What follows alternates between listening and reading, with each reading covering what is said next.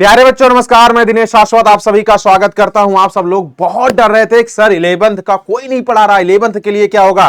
प्यारे बच्चों, आपके दिनेश शाश्वत मोटका भैया बिहार बोर्ड के बच्चों के लिए 11th की वही अंदाज में क्लास चल रही है जैसा कि आप सब लोग देखते हो यूट्यूब पर 12th की क्लास चल रही है। तो प्यारे बच्चों, आप सब लोग 11th के जितने विद्यार्थी हो बिल्कुल घबराना नहीं। आप सबके लिए पूरा का पूरा संपूर्ण किताब यहां पढ़ाया हूं, चाहे गद्य खंड हो काव्य खंड हो। लेकिन इस वाले सेशन में आप सब लोग देखते चलिएगा, पूरा पाठ भी मेंशन है, पूरा का पूरा मैं सारांश पढ़ाया हूं। आप सभी लोग बिंदास जाके एग्जाम दीजिएगा।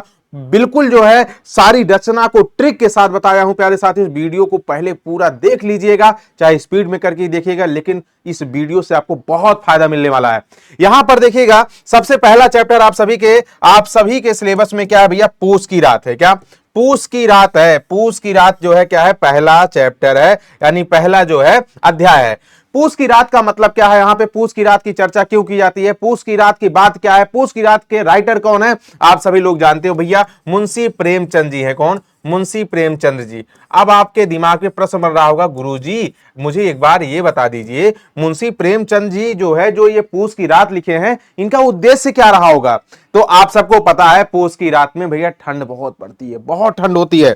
तो पूस की रात में ठंड बहुत होती है, तो भैया आपको पता होना चाहिए यहां पर ठंड होने का मतलब क्या है। भैया आपको एक जो है किसान है हल्कू, जिसका नाम है, ठीक है, और उसके बाद में इन्हीं के जो है पालतू कुत्ता है जिसका नाम जबरा है।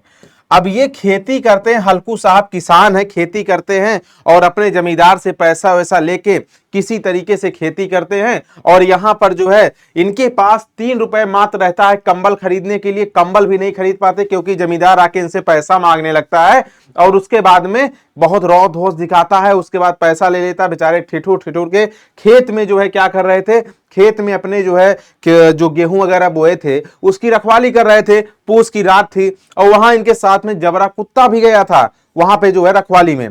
लेकिन हुआ क्या भैया कि ये जो है रात में जब बहुत ठंड पड़ने लगी तो वहां की जो पत्तियां इकट्ठा थी उसको ढेर लगा के थोड़ा से तापे अलाव बना के, लेकिन उसके बाद कुछ देर बाद जब इनको नींद आ गई ना, उसी बीच नीलगाय आता है। नीलगाय आई और पूरा का पूरा खेती जो है चौपट कर दी, यानी पूरी की पूरी खेती जो है नीलगाय चर के साफ कर दी। उसी का पूरा सारांश आप सबको बताऊंगा, लेकिन उससे पहले आप सब लोग देखिएगा कि मुंशी प्रेमचंद जी का अगर जन्म की बात करोगे तो 31 जुलाई 1880, निधन 8 अक्टूबर 1936। मेरे प्यारे बच्चों, आप सभी लोग का बहुत भारी डिमांड थी, सर व्हाइट पेज पर लेकर आइएगा, पीपीटी व्हाइट पेज पर लेकर आइएगा। देखिए पीपीटी आप सबके लिए बहुत मेहनत करके लाए हैं, इसका जरूर उपयोग करिए। देखिए जन्म स्थान इनका, गांव का नाम क्या है, लमही, वाराणसी बाबा विश्वनाथ की नगरी, उत्तर प्रदेश। मूल नाम इनका जो है क्या है भैया, धनपत राय है। इनका मूल नाम क्या है, धनपत राय। आरंभिक लेखन में नवाब राय के नाम से भी ये जाने जाते थे।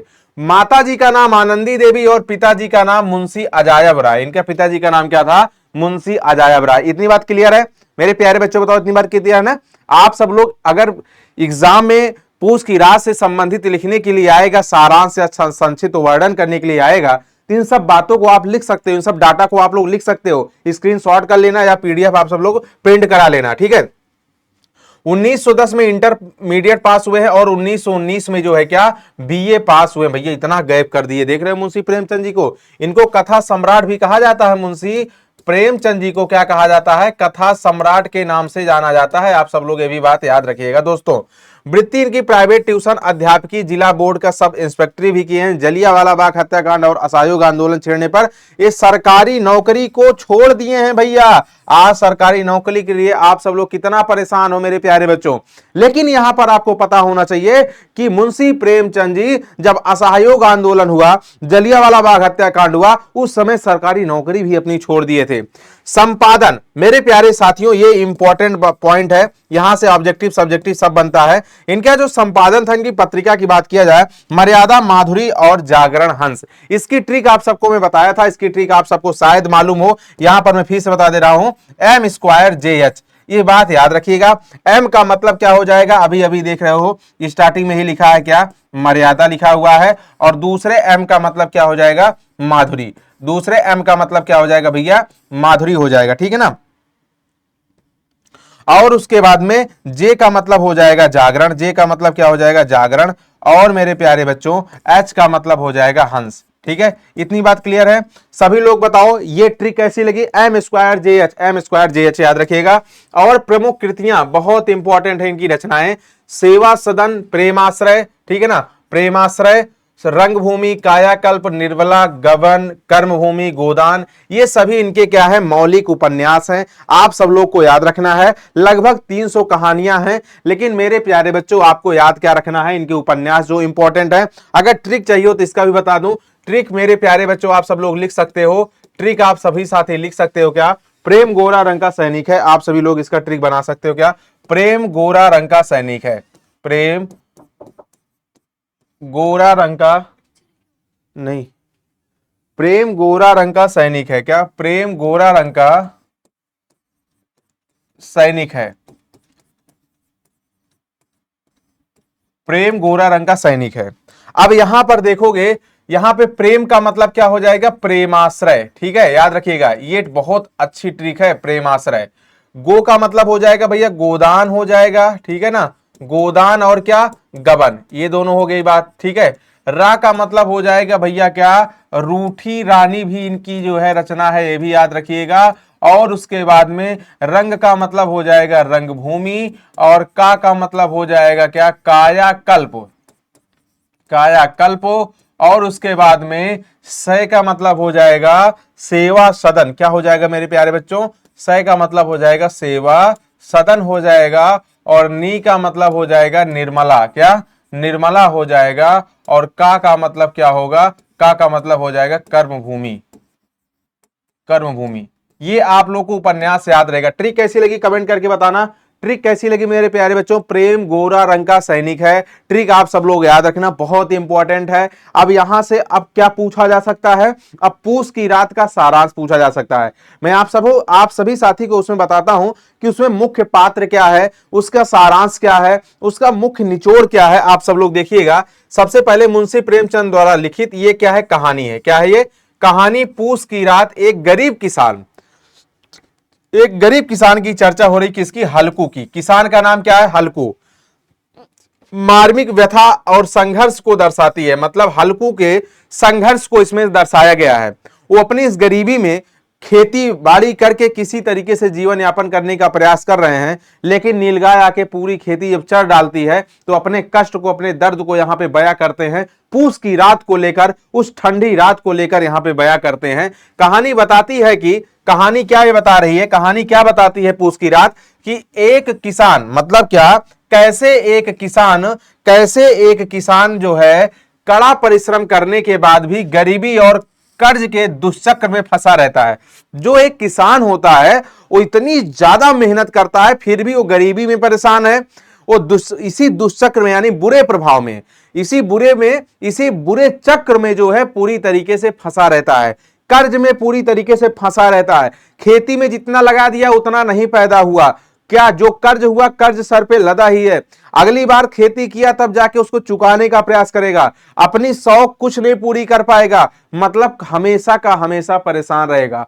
और कड़ाके की ठंड में, पूस मतलब जान ही रहे हो ना, एकदम जनवरी का टाइम, एकदम बहुत कड़ाके की ठंड रहती है। एकदम कड़ाके की ठंड में खेत की रखवाली के लिए उसके पास ढंग का क्या रहता है, कंबल भी नहीं रहता। ढंग का मतलब ठीक से ठाक, जो उसे ओढ़ सके, जिससे ठंड दूर हो सके, ठीक है, ढंग का कंबल भी नहीं रहता। और उनकी पत्नी का नाम मुन्नी जो था, कुत्ते जबरा, ध्यान देना, कुत्ते का नाम क्या था, जबरा। साहूकार का नाम क्या था, सहना। जैसे पात्रों के साथ इस कठिनाई का सामना करना पड़ता है भैया, ठीक है, यहां पर इतनी बातों को बताया गया है। यानी जो है जमींदार का नाम क्या है, आप साहूकार का नाम क्या है, सहना, ठीक है। और जबरा का जो है, जबरा किसका नाम है, उनके कुत्ते का, मुन्नी उनकी पत्नी का नाम, और हल्कू खुद किसान का नाम है। ये बात क्लियर है, इसमें तो कोई समस्या की बात नहीं है। आगे देखिएगा, अब इसमें मुख्य पात्र और समस्या क्या है, मेन समस्या क्या है, मुख्य पात्र। कहानी का मुख्य पात्र हल्कू है, जो यही किसान है, याद रखिएगा, क्या यही जो है क्या है भैया, किसान है, ठीक है। जो एक गरीब किसान है, उसे खेत की रखवाली करनी पड़ती है और ठंड से बचने के लिए कंबल की आवश्यकता होती है, लेकिन कर्ज के कारण वह ऐसा नहीं कर पाता। उसके पास इतना कर्ज रहता है कि वो जो है अपने लिए कंबल की व्यवस्था नहीं कर सकता, कंबल नहीं खरीद पाता। इसका मुख्य पात्र और समस्या है, मेन पात्र और समस्या की बात किया जाए। कठिनाई और संघर्ष क्यों हो रहा है? कठिनाइयां और संघर्ष का सामना क्यों करना पड़ रहा है? हल्कू को फसल की रखवाली के लिए रात में अपने खेत के किनारे बांस के खटोले, जैसे आप जानते हैं ना, चारपाई, खटिया, तरह तरह की बातें बोली जाती है क्षेत्रीय बोली, खटोले पर सोना पड़ता है। उसे नील गायों से अपने खेत को बचाना होता है, लेकिन ठंड और गरीबी के कारण उसका शरीर कांपता रहता है। अगर आप एग्जाम में सारांश लिखने के लिए आ गया, संक्षिप्त वर्णन लिखने के लिए आ गया, इस टाइप का अगर क्वेश्चन को आप डिजाइन कर दिए ना, आंसर को डिजाइन कर दिए ना, एग्जामिनर आप पर इतना प्रसन्न हो जाएगा कि पूरा का पूरा नंबर लुटा देगा। और आप सब लोग ध्यान देना, 11th की पूरी तैयारी दिनेश शाश्वत, मैं दिनेश शाश्वत, पीडब्ल्यू परिवार पे आप हिंदी की क्लास पूरा सर्च कर लेना, आपको पूरा का पूरा मिलेगा। व्याकरण की क्लास भी अगर आपको चाहिए हो तो आपको जो है पूरा मैराथन में क्लास अभी जो है 14 सितंबर को ही लेके आ रहा हूं इंग्लिश मीडियम वाले चैनल पे, PW Bihar board English medium. तो आप सब लोग इस बात को बिल्कुल मत घबराना कि पूरा का पूरा कंटेंट जो है नहीं मिल रहा, मैं क्या करूं, सब यही मिलेगा। 11th के बच्चे हो, 12th बच्चे हो, इस कंधों पर जो जिम्मेदारी दी हो बिहार बोर्ड के, हर बच्चे को हिंदी पूरा नागिन डांस जैसे उनकी उंगली पर नागिन डांस करेगी। अब यहां पर इतनी बात अगर हो गई तो कर्ज का बोझ किसका है? वो जो कर्ज का बोझ हो गया सर पे, वो कैसे है भैया? कहानी के अनुसार इसमें क्या कहा जाता है, हल्कू की आर्थिक स्थिति इतनी दयनीय थी कि खेती से होने वाली कमाई कर्ज चुकाने में ही चली जाती थी। जो खेती से कमाई होती थी वो कर्ज चुकाने में ही चली जाती थी, इतनी दयनीय स्थिति थी। उसके पास ठंड से बचने के लिए कोई साधन होता ही नहीं है, यानी जो है जैसे कंबल हो गया, रजाई हो गया, ब्लैंकेट, कुछ भी नहीं था। ये समस्याएं उनको सामना करना पड़ रहा था। जबरा कौन था? कुत्ता और साहूकार की चर्चा यहां क्या हो रही है? हल्कू का वफादार कुत्ता का नाम जबरा भी उसके साथ ठंड में कांपता रहता है। वहीं साहूकार सहना बार बार कर्ज वसूलने आ जाता है, जिससे उसकी परेशानी और बढ़ जाती है। आपको पता है कि 3 रुपए कंबल के लिए रखे थे खरीदने के लिए। कितने रुपए भी एग्जाम में पूछा जाता है, ऑब्जेक्टिव में कितने रुपए रखे थे? 3 रुपए रखे थे। क्या 3 रुपए रखे थे भैया? चलो ठीक है, कंबल खरीद लेंगे। लेकिन लहना नाम याद आ रहा, जो इंटर में है, लहना नहीं, सहना। लेकिन सहना जो है कर्ज को मांगने के लिए आके धमकी देकर मांगने लगे, जिससे उनकी पत्नी जो है नाराज होकर सीधे बोली कि इसका हिसाब चुका दो। मतलब कंबल भी बेचारे खरीद नहीं पाए। ठीक है, कर्ज को वसूलने के लिए बार बार जो है साहूकार इनके दरवाजे पर आते रहे। और मानवीय पीड़ा और समाज की सच्चाई भी यही है। यह कहानी गरीब किसान के जीवन की कठिन परिस्थितियों और शोषक समाज के संघर्षों को दर्शाती है। शोषक या जिसका शोषण हो रहा हो, ये समझ लो संघर्ष को दर्शा रही है।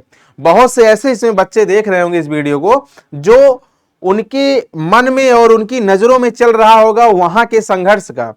बहुत से ऐसे पेरेंट्स होंगे जो बेचारे किसान ऐसे होंगे, जो कर्जदार होंगे, उनकी बातें इनके दिमाग में चल रही होगी कि फलाने भी हमारे परिवार में हैं, घर में हैं, या बाहर में हैं, या गांव देश में हैं। ये बातें, ये इसको पढ़ने के बाद, इसको सुनने के बाद, इसको पढ़ाने के बाद ना, समाज की आर्थिक स्थिति को देखते हुए बात याद आने लगती, हाँ यार ऐसा सच में होता है। ये मानवीय पीड़ा है। यह कहानी गरीब किसान के जीवन की परिस्थितियों और शोषक समाज के संघर्ष को दर्शाती है। यह बताती है कि किसान कैसे मेहनत करने के बावजूद भी जीवन की आम जरूरतों से वंचित रहता है। जो जीवन में मेन जरूरतें हैं, आम जरूरतें हैं, उससे वंचित रह जाता है। इसमें यह बात बताई जाती है। ये किसान, अब सोचो संक्षिप्त वर्णन करना रहेगा, ऐसे अगर हेडिंग डाल के ऐसे आप लिखोगे, क्या खतरनाक पंक्ति होगी। बस इतना ध्यान देना, व्हाइट पेज होने की वजह से मैं रेड पेन से इसकी हेडिंग को लिखा हूं, लेकिन आप सब लोग को एग्जाम में रेड पेन यूज बिल्कुल नहीं करना है। इसको आप जो है, इस हेडिंग को आप किससे बनाओगे? इसे आप ब्लैक पेन से बना देना। ठीक है, इसे आप ब्लैक पेन से बनाना, और ये आंसर जो लिखना इसे ब्लू पेन से बनाना। ठीक है, ध्यान देना, आपको रेड पेन एग्जाम में नहीं यूज करना। अब इसका फाइनली निष्कर्ष क्या हुआ पूस की रात का?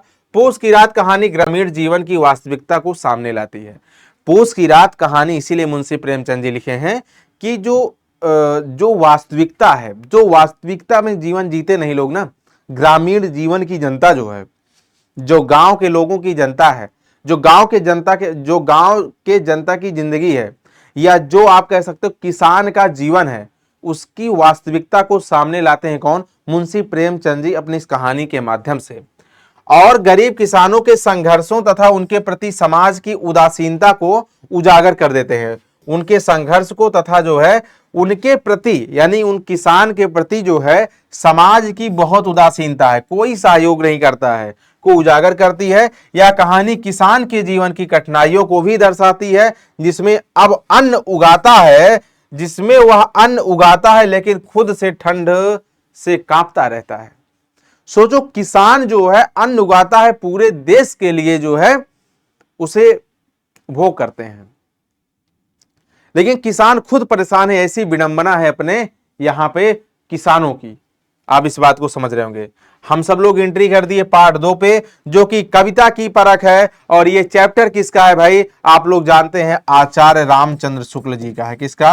आचार्य रामचंद्र शुक्ल जी का ये जो है क्या है भैया, ये चैप्टर है। ठीक है ना। आप सभी लोग मुझे जल्दी से बता दो, क्या कविता की परख का मतलब क्या है? कविता की परख आप लोग क्या समझते हो भाई? कविता की परख का मतलब ये होता है, कविता जो आप सब लोग पढ़ते आए हो, श्लोक, पोयम, उसकी परख का मतलब यहां पे पहले इनकी जीवनी देखिएगा। जन्म इनका 1884, निधन 2 फरवरी 1941, जन्म स्थान अगोना, जिला कहां है भैया? बस्ती। कहां पड़ता है? उत्तर प्रदेश में। और पिताजी का नाम पंडित चंद्रबली शुक्ल का नाम, ठीक है ना, पंडित चंद्रबली शुक्ल। वृत्ति 1904 में लंदन मिशन स्कूल में ड्राइंग टीचर रहे हुए हैं। 1908 में काशी नागरी प्रचारणी सभा की परियोजना, हिंदी शब्द सागर में सहायक संपादक। और एक बात यहां पे बहुत इंपॉर्टेंट पॉइंट है आपको देखने को मिल रहा है, नागरी प्रचारणी सभा पत्रिका का संपादन भी किए हैं। इंपॉर्टेंट पॉइंट है, याद रखिएगा। क्या कहा जा रहा है? नागरी प्रचारणी सभा पत्रिका का संपादन भी किए हैं कौन? भैया आचार्य रामचंद्र शुक्ल जी ने। 1921 से काशी हिंदू विश्वविद्यालय में अध्यापन किए। 1921 से जो है ये काशी हिंदू विश्वविद्यालय, इसे आप लोग BHU बोलते हो, उसमें जो है अध्यापन का कार्य किए हैं। 1937 में हिंदी विभाग के अध्यक्ष भी रहे हैं। 1937 में हिंदी विभाग के अध्यक्ष भी बन गए, काशी हिंदू विश्वविद्यालय के। ठीक है, काशी हिंदू विश्वविद्यालय के हिंदी विभाग के अध्यक्ष भी बने। और इनकी प्रमुख कृतियां क्या है भैया? देखिएगा, मधु स्रोत, गोस्वामी तुलसीदास, जायसी ग्रंथावली की भूमिका, भ्रमर गीत, रस मीमांसा और त्रिवेणी। ये इतनी बात याद रखना भैया, बहुत इंपॉर्टेंट है। ठीक है ना, बहुत इंपॉर्टेंट है। क्या? मधु स्रोत, गोस्वामी तुलसीदास, जायसी ग्रंथावली की भूमिका, भ्रमर गीत, रस मीमांसा, त्रिवेणी। और एक बात, इनका हिंदी साहित्य का इतिहास भी एक रचना है, हिंदी साहित्य का इतिहास, जो कि ये क्या है? साहित्य का इतिहास माना जाता है। श्री राधा कृष्णदास की जीवनी भी लिखे हुए हैं। क्या है? जीवनी है। चिंतामणि क्या है भैया? चिंतामणि भाग 1, चिंतामणि भाग 2, जो इसके संपादन विश्वनाथ प्रसाद मिश्र, चिंतामणि भाग 3 डॉक्टर नामवर सिंह, ये सभी क्या है कि निबंध है।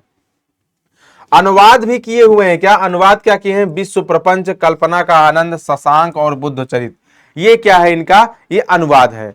तो प्यारे बच्चों, आपको सबसे पहली बात तो यहां पे याद क्या रखना चाहिए, इनके जो है चिंतामणि की ये याद रखिएगा। चिंतामणि जो कि निबंध है, आप सब लोग जानते हैं, भाग 1, भाग 2, भाग 3, इसको याद रखिएगा। ठीक है। और उसके साथ साथ यहाँ पे जो ये लिखा हुआ है क्या, हिंदी साहित्य का इतिहास, हिंदी साहित्य का इतिहास भी याद रखिएगा। ये जो है क्या है? हिंदी साहित्य का इतिहास क्या है? साहित्य का इतिहास माना जाता है, ये भी बात याद रखना है। और जो इनकी कृतियां हैं, इनकी रचना है मेरे प्यारे बच्चों, इसको तो बहुत जरूरी है याद रखना। किसको किसको याद रहेगा एक बार कमेंट करके बताओ। क्या क्या भी आपको भी मैं बताया भाई, यहाँ पे देख लो, फिर से देख लो। मधु स्रोत, गोस्वामी तुलसीदास, जायसी ग्रंथावली की भूमिका, भ्रमर गीत, रस मीमांसा, त्रिवेणी। क्या क्या आप सब लोग पढ़े भाई? मधु स्रोत, गोस्वामी तुलसीदास,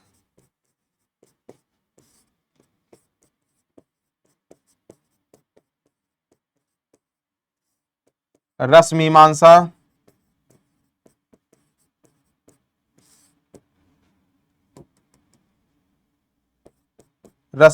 और त्रिवेणी, भ्रमर गीत, ये सब बात याद रखना, ठीक है, बहुत इंपॉर्टेंट है। ठीक है, यहां पर जो है जायसी ग्रंथावली की भूमिका भी है। ठीक है, जायसी ग्रंथावली की भूमिका।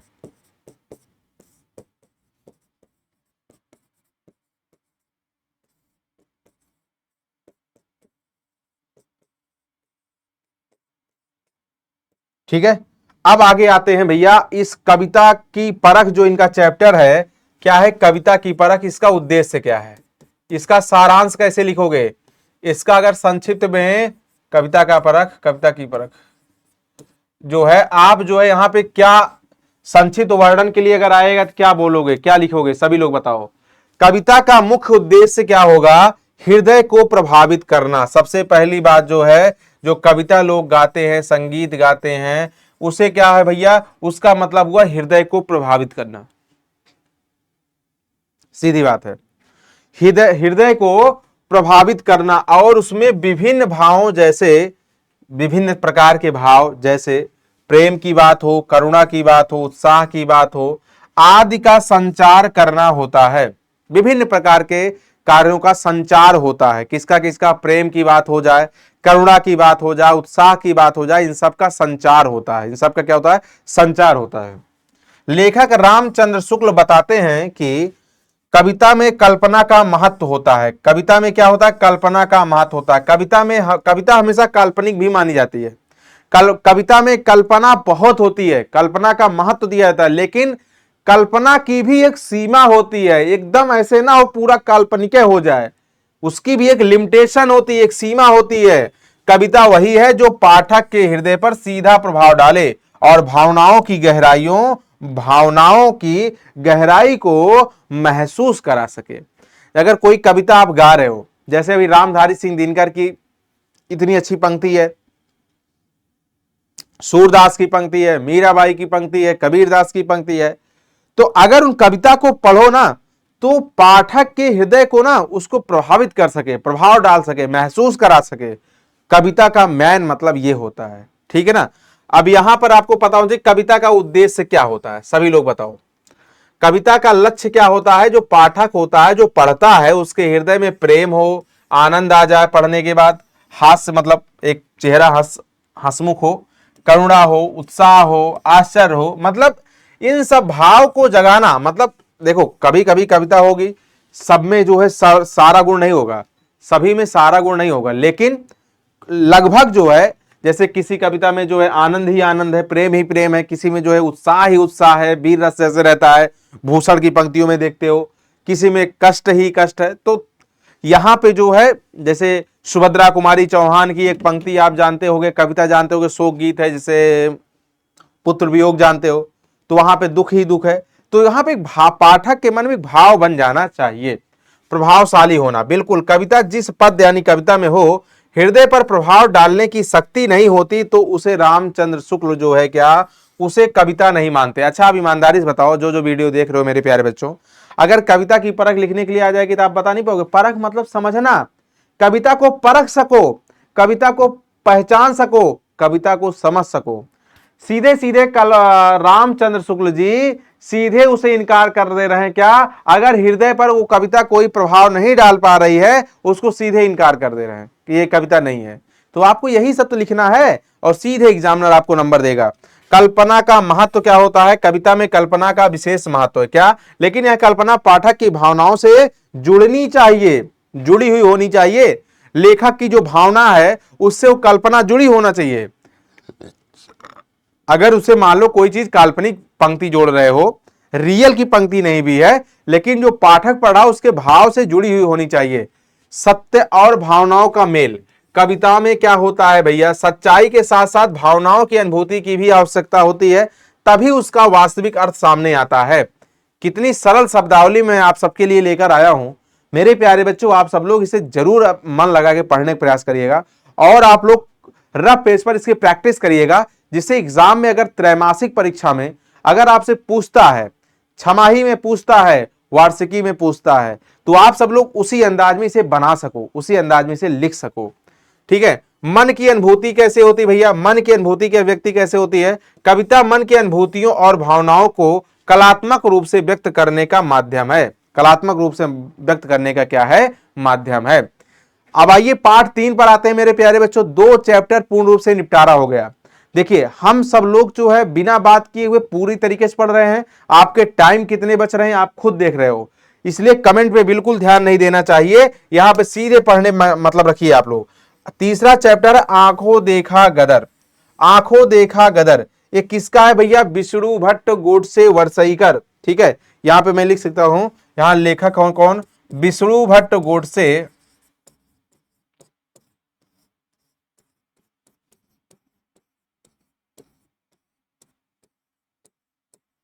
वरसईकर। वरसईकर नाम इनका इसीलिए पड़ा क्योंकि इनके गांव का नाम क्या है? वरसईकर है। गांव का नाम क्या है? वरसईकर है।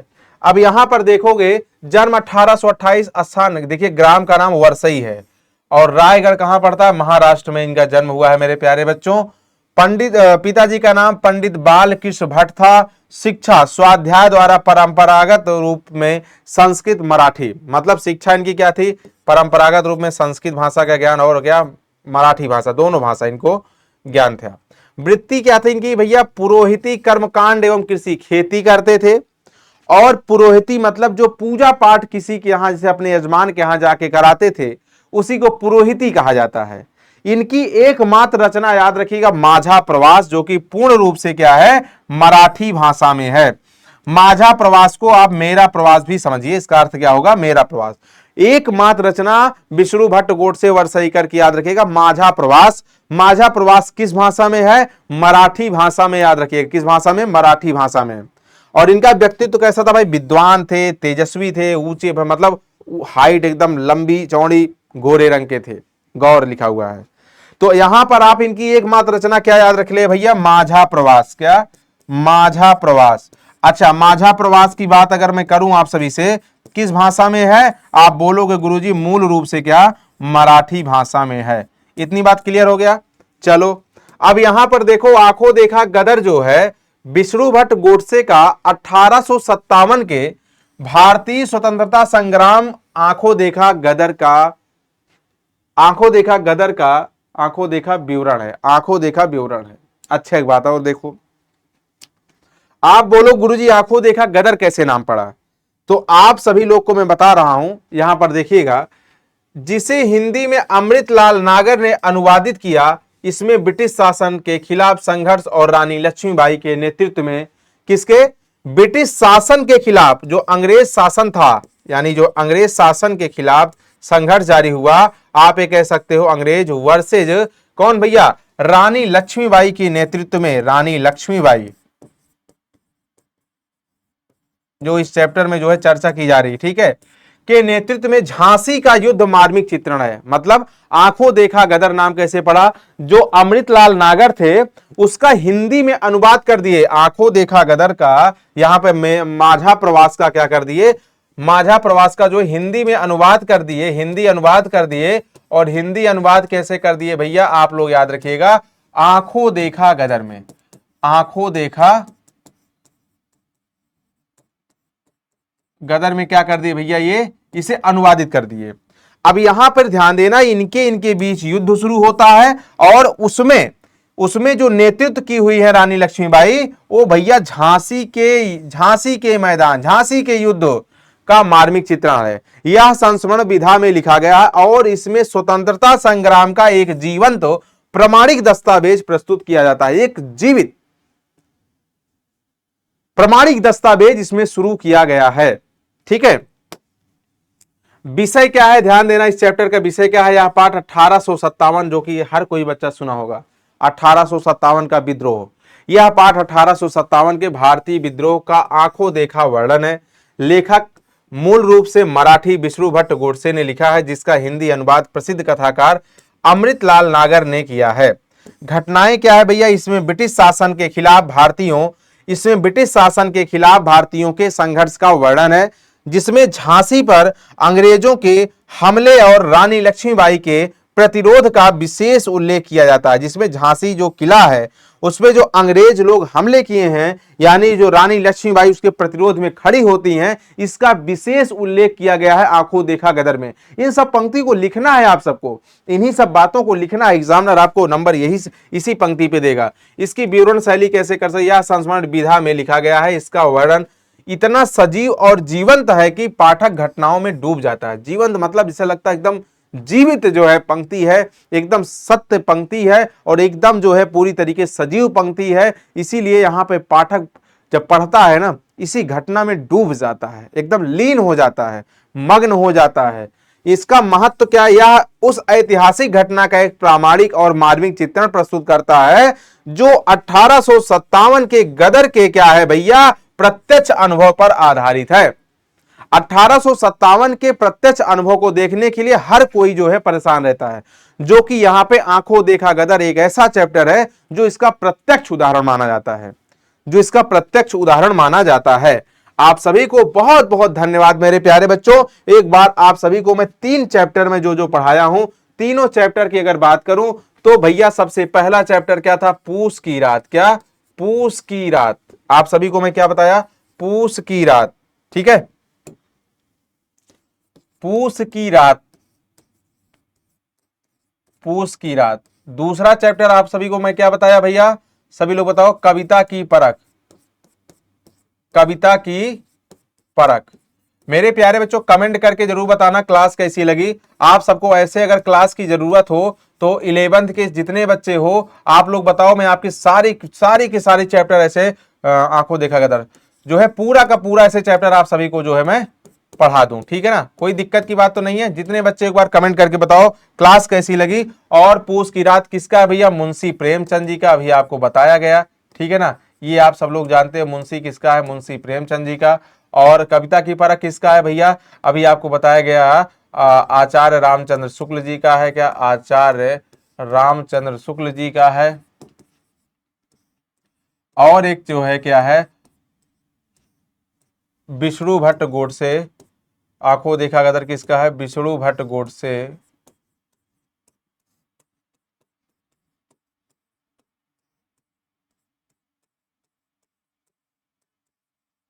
वर्षईकर का है, ठीक है ना, ये बातें याद रखिएगा। अब यहां पर आप सभी को मैं बता दूं जानकारी के लिए, तो मेरे प्यारे बच्चों एक बात याद रखिएगा कि जो है मुंशी प्रेमचंद जी की जो है पहले चैप्टर की अगर रचना की बात करूं, मुंशी प्रेमचंद जी की रचना ट्रिक बताया भी आपको, प्रेम गोरा रंग का सैनिक है। क्या, प्रेम गोरा रंग का सैनिक है, रंग का सैनिक है, ये बात आपको याद रखना है, प्रेम गोरा रंग का क्या है, सैनिक है।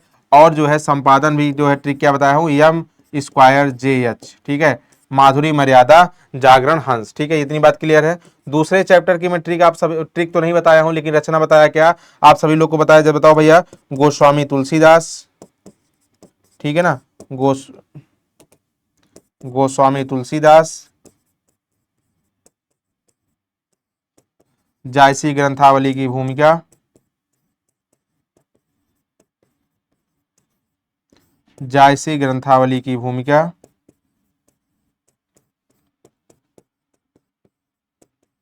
त्रिवेणी रसमीमांसा, भ्रमर गीत, मधुस्रोत, ये क्लियर है। और तीसरा आपको बताया मैं क्या, माझा प्रवास, ठीक है, इतनी बात याद रखना है।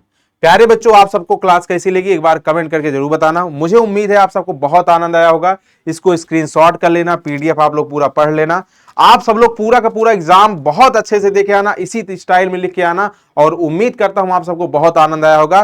प्यारे साथियों इसके ऑब्जेक्टिव सब्जेक्टिव से अगर जुड़ना है, इसके प्रश्नोत्तर से जुड़ना है, तो आप PW इंग्लिश मीडियम वाले चैनल पे जाके वहां भी देखना, क्लास में लाइव लेकर आऊंगा 1-2 दिन में, वहां भी आप देख सकते हो। और बाकी आप सब लोग जो रिकॉर्डेड देख रहे हो जाके उसको आप लोग वहां पे देख सकते हो, पूरे किताब का प्रश्नोत्तर वहां कराने वाला हूं। और यहां पे आप देखोगे PW इसी चैनल पर भी और इंग्लिश मीडियम वाले चैनल दोनों पे क्लास होती है। व्याकरण की पूरी क्लास आपको खतरनाक तरीके से मैं आप सभी को सॉल्व करा रहा हूं। मैं दिनेश शाश्वत आप सभी के सामने ये चैलेंज के साथ कहता हूं कि हिंदी की पूरी तैयारी 11th के बच्चे हो गए तो आप मेरे नाम पे सर्च करिएगा, इस कंधों पे जिम्मेदारी दीजिएगा। मैं आपका भाई हूं, ये आपके साथ में हमेशा खड़ा रहूंगा, आपको इस बात का पूरी तरीके से आश्वस्त करा सकता हूं। पूरा मैं पढ़ा दिया हूं, ले जाओ, जितना मन है उतना पढ़ो मेरे प्यारे बच्चों। आपको मैं खुला छूट दे रहा हूं, आपको जो पूछना हो पूछो, हर समय हर कदम पे कदम आपको जो है दिनेश शाश्वत मिलेगा। आप सभी लोग 11th के बच्चे हो, बिल्कुल घबराने की जरूरत नहीं है। चाहे किसी भी स्तर से आपको जो है पढ़ाना पड़े, लेकिन आपको व्याकरण, गद्य खंड, काव्य खंड, प्रतिपूर्ति, सब्जेक्टिव, ऑब्जेक्टिव, पत्र लेखन, निबंध लेखन, संक्षेपण, सब कुछ मैं इसी यूट्यूब पर दे दूंगा। आप सभी को बहुत बहुत धन्यवाद। मैं अपनी वाणी को मां भगवती के चरणों में समर्पित करते हुए आज के लिए इतना ही। आप सभी साथी को बहुत बहुत धन्यवाद। अपना ख्याल रखना, बाय बाय, टेक केयर। आप सभी को एग्जाम की ढेर सारी अग्रिम शुभकामनाएं। Thank you very much.